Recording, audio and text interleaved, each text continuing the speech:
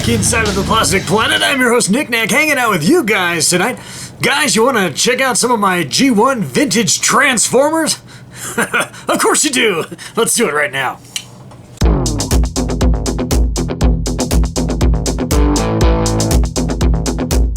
Nick Nack's Plastic Planet.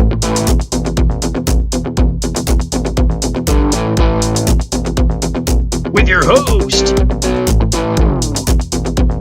it's Nick Nack!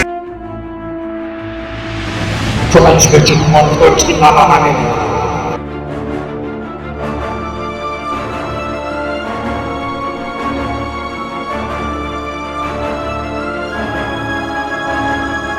You guys ready to check out some of my Transformers? Now, little ground rules here to this display showcase tonight. All these Transformers are going to be G1 vintage Transformers, but however, some of them may be reproductions or reissues, more accurately, that I bought as an adult. And I hope you guys appreciate the backdrop tonight. A little bit of a different angle from the arcade/archive room down here. You get to see some of my arcade machines as well as my fish tanks and my giant ugly weight bench right there. So anyway, let's do it. Let's check out some action figures. More accurately, let's check out some Transformers.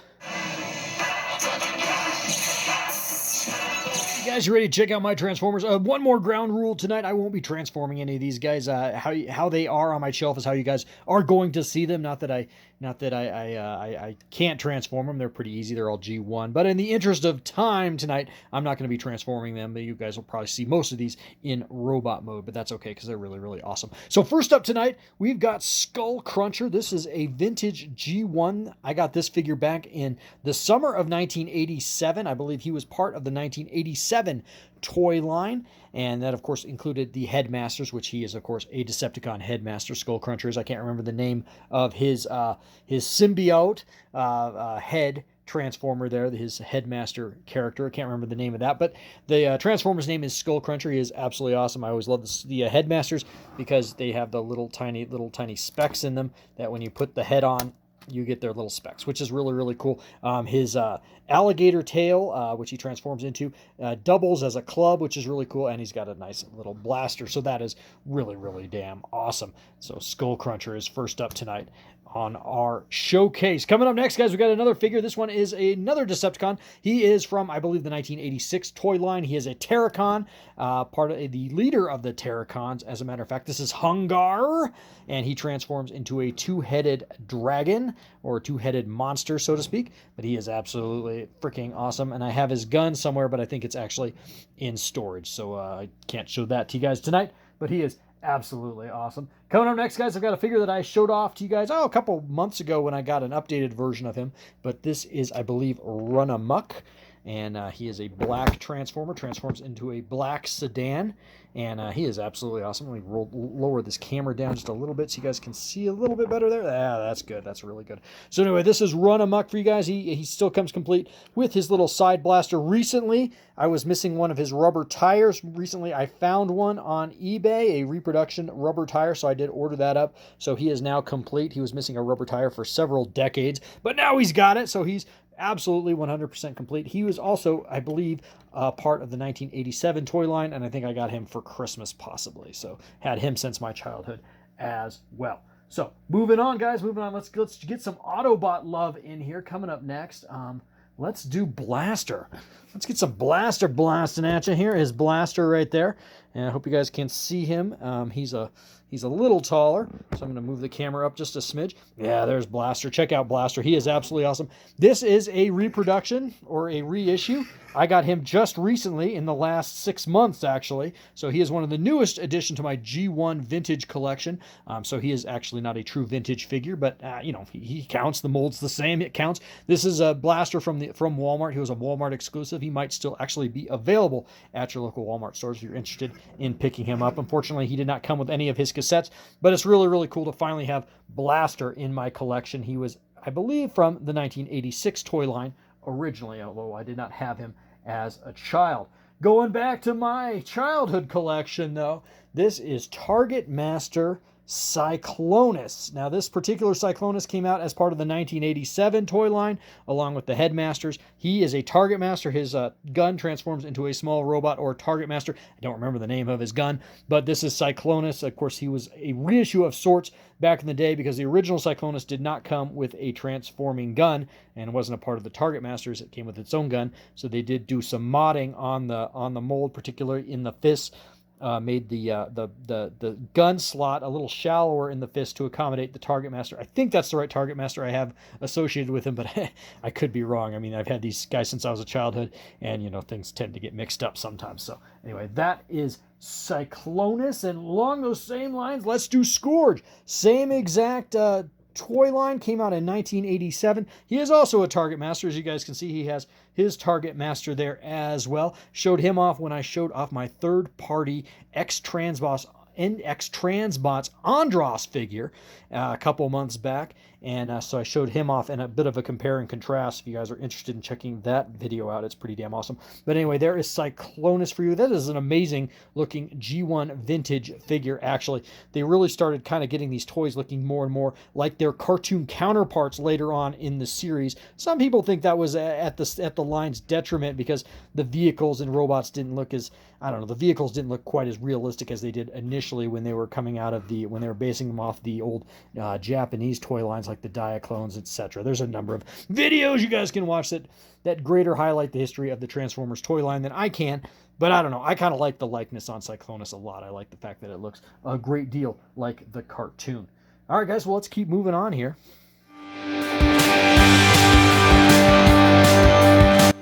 All right, guys. Coming up next, we've got my just extremely special vintage G1 Grimlock figure. This is one of the first Transformers I ever got. Saw him as a kid in KB toy stores. He came out with the 1985 Transformers toy line.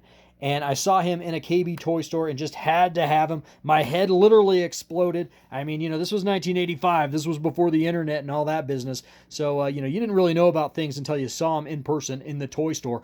And I remember seeing this damn thing, and, my two loves had gotten married, basically robots and dinosaurs. And so this was like the gateway drug for me into Transformers was Grimlock here. Begged and begged my mom for him. He came. He was $16 and some change, I remember. And back in 1986, 1985, that was a lot of money. So, I begged and begged and begged for, a good week or two before my mom broke down and bought this for me. And I'm glad she did, because this was really my gateway into the world of the Transformers was Grimlock. I had a few pieces before him, including some Insecticons and I think a Wind Charger and a Starscream that I'd gotten from relatives for Christmas. But I never really got married into the line until Grimlock. So he is absolutely fantastic. And to accompany Grimlock, I picked up a few other pieces over the years. This is also my childhood Slag. I remember getting him at a local hobby store in North Glen, Colorado as a kid. Maybe right before I went into 6th grade, so it would have been summer of 1987, I got Slag. So he is absolutely awesome. Again, got him at a hobby store for like $14, I remember back in the day. So I've had him in my collection since 1987 at least. And then also for my birthday, my big 9th birthday, when I got a big share of a lot of my G1 Transformers, or at least a lot of my real noteworthy ones, I also got Sludge. So check out Sludge. Sludge is also a part of the 1985 Transformers toy line, if I'm getting that correct, which I'm pretty sure I am. But anyway, there's Sludge. He, of course, is the Brontosaurus of the Dinobots. So, yeah, loving me some Sludge. So, really, really damn awesome. Yeah, love these guys. Dinobots were a childhood favorite, and they still are a main staple of my Transformers collection to this day. Alrighty, guys, coming up next, I've got Hound. Check out Hound. Now, Hound is a 1984 original from the G1 Transformers, but this particular Hound is not. This particular Hound is a Takara reissue from the early 2000s. I want to say right around 2003. This was actually a gift from my good buddy and often collaborator here on Knickknacks Plastic Planet, Uncle Pat. Uncle Pat got this for me as a Christmas present back in about 2003. So a phenomenal piece, and thank you, Uncle Pat. So yeah, I dig my Hound a great deal. Moving right along, guys, I got this guy, and I don't even, this is like rare, I don't even remember this guy's name, but I had got him as a child. This guy was like a mail-away Transformer figure, if that makes any freaking sense, and he looks really bizarre, but he's really cool. He's like the easiest thing to transform ever, and he's got a little wind-up feature that you roll him back, and he should roll along the floor there. But anyway, he's very, very cool, and I cannot remember his name to save my life, but there he is. Very cool. Moving along here is Wind Charger, guys. This is Wind Charger, and he is also a G1 original from the 1984 Transformers toy line. He's a part of the Mini Bots collection in that particular line. This particular Wind Charger is actually a reissue, and he was actually originally sold as a keychain, and I got him at a deep discount store. It was called Gordman's here in the Denver area. I don't know if you guys have Gordman's. They're out of business now, but I got him at Gordman's. You guys can see where he had a keychain associated with him, but he counts. He's part of my collection, and he counts. I also have a childhood version of that. I also have a childhood Wind Charger somewhere around here as well that I've had since I was a kid. Moving along in that same kind of ilk here is Dead End. Dead End is a Stunticon. He was part of the 1986 toy line, I want to say. And Dead End is, like I said, part of the Stunticons. He transforms into a really badass looking Porsche, and he is one of the limbs to Menasor. Looking really cool. Alrighty, guys, well, coming up next is one of my favorites, one of my childhood favorites. This, of course, is Galvatron. City Commander Galvatron, as he was originally sold. He is part of the 1986 toy line. I got my Galvatron for my 9th birthday, my infamous 9th birthday, where I had just an amazing Transformer toy haul that year.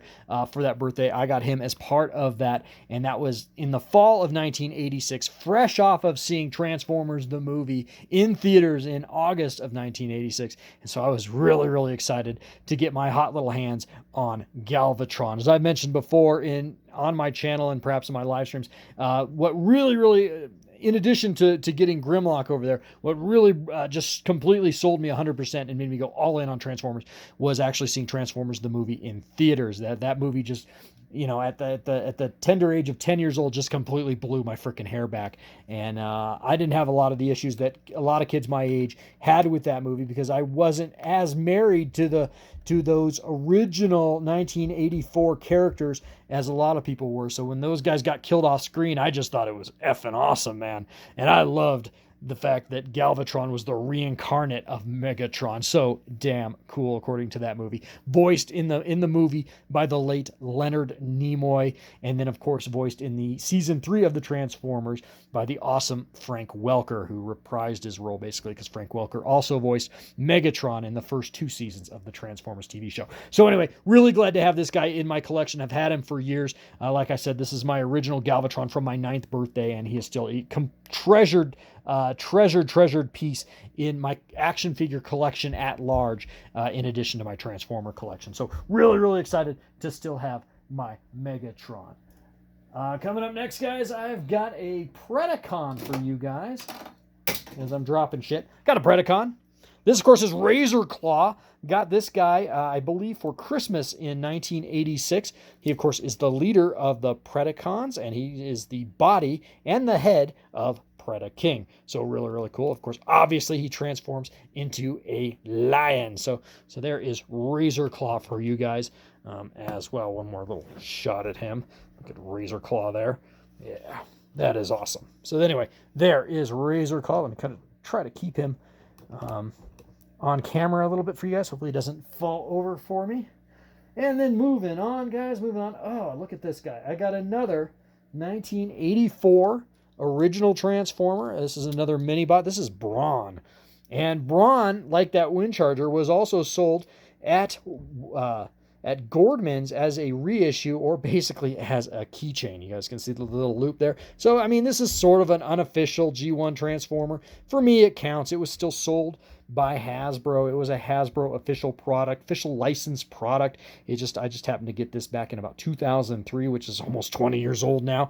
So no, this is not as old as having a real vintage Brawn, but for me, it still counts. He is absolutely awesome, and I've had him in my collection for 18 years now. So yeah, definitely love me some Brawn, even though he was originally a keychain. Why would you ever put that in your pocket, though? That would totally like pinch your balls. So anyway, Brawn looking really, really good. Coming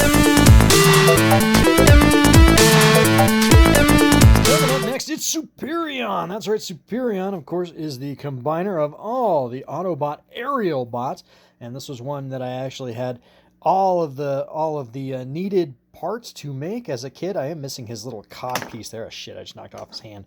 But I am missing his little cod piece there. I have that somewhere around here. I'm sure it's just misplaced and not lost. But anyway, he is really, really cool. This was one that this is all from my childhood, this particular piece. I got the Silver Bolt, which is the leader of the aerial bots. There's a little Silver Bolt's head right there. Yeah, there's Silver Bolt. Got him for Christmas, and then I was able to kind of collect the rest of the aerial bots here and there, as they weren't real expensive pieces. They were ones that I could talk my mom into buying me every now and then. So anyway, there is Superion, if the camera will focus nicely for us. Yeah, looking really, really good.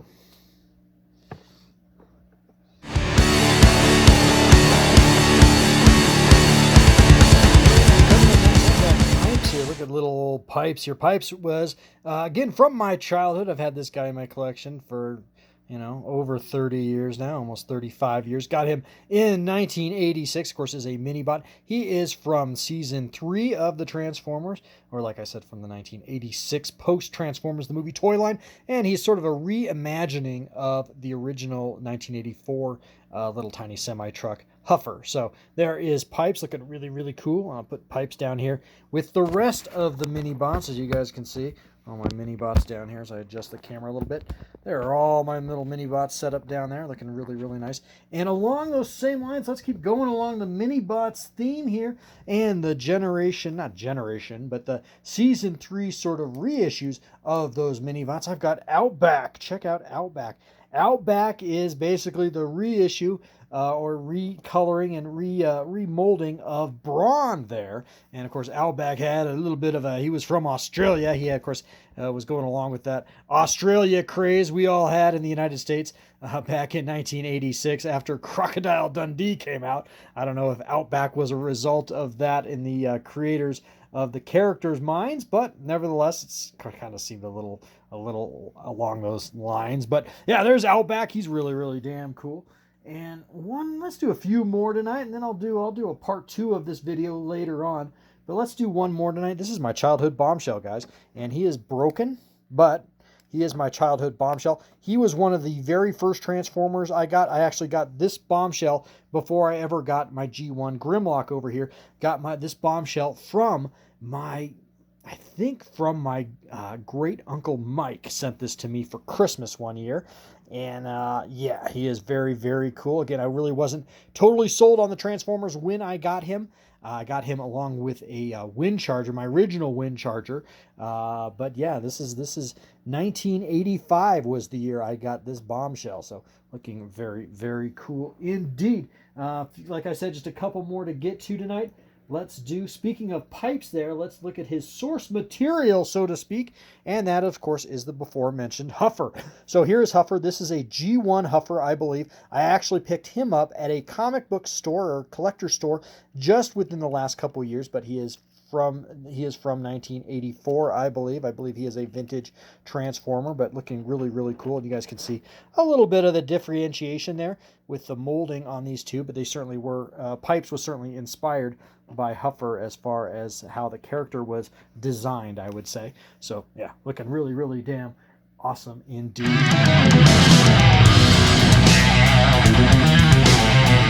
That's going to wrap up all of our showcase for tonight. Obviously, I have a lot more to get to, and so we'll definitely be doing a part 2, if not a part 3, of this particular series, examining and checking out my Generation 1 vintage or reproduction vintage Transformer collection. Yeah, some absolutely epic pieces here. As you guys can see, a mishmash of pieces that I picked up both as an adult as well as original pieces from my childhood. So a lot of this stuff is really worth its weight in gold for me. And I'm sure you guys have similar collectibles in your collection that you feel the same way about. Yeah, pretty damn awesome, guys. Yeah, freaking epic.